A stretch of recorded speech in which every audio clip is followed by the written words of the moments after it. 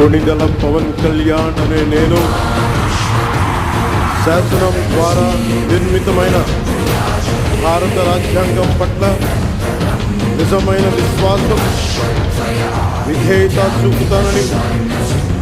భారతదేశ సార్వభౌమాధికారాన్ని, సమగ్రతని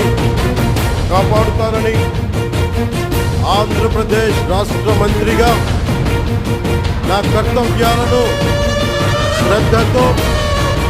అంతఃకరణ శుద్ధితో నిర్వహిస్తానని,